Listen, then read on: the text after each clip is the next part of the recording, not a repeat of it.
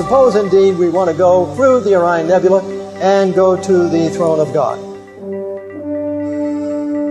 Here we go. As we are leaving the earth here, and of course we'll pass the earth.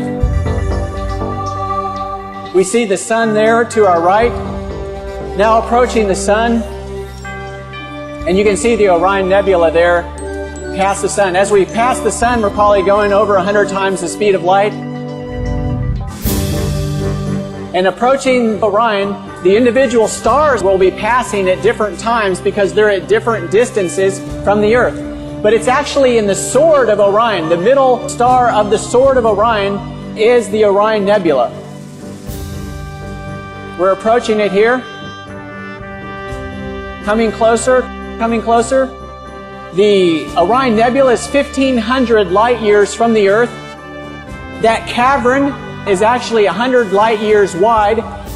You go into the center of that cavern. We're circling around the trapezium cluster here. This is actually something you can see with the home telescope if you're interested in looking at it. You won't see the nebulosity, but you will see the trapezium.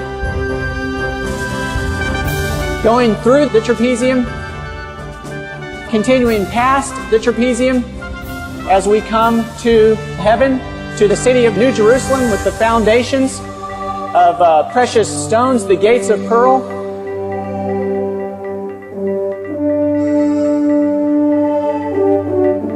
Approaching now to the temple in the New Jerusalem. The sanctuary. And as we go to the sanctuary, what are we going to end up with? There is indeed right before us Christ the great high priest. And the Ten Commandments. And the Ten Commandments. The Ten Commandments. Fixed right before the throne of God. Jesus Christ himself, the author of them all, ministering before the Ark of the Covenant, the mercy seat. David, and after we are there, what's going to happen in return? Of course, Jesus, at the time of the second coming, will step out of the most holy place. He will begin to come back to the earth. Of course, Jesus leaving the New Jerusalem there, coming through the open space in Orion. There's the trapezium now. As you exit Orion, that great bowl configuration surrounding Jesus on his return will, of course, be millions and millions of angels surrounding him. Of course, as Jesus himself speeds toward the earth at thousands of times the speed of light,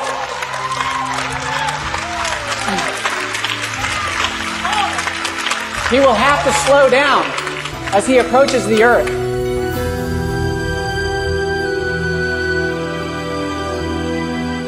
Coming through the solar system, he passes the sun, of course doing many times the speed of light until he gets close to the earth, slows down. The people on the earth will first see a dark cloud.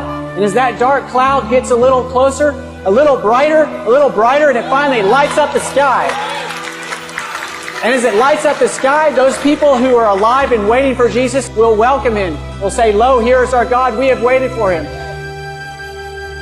In Revelation 14:12, here is the patience of the saints. Here are they that keep the commandments of God and have the faith of Jesus.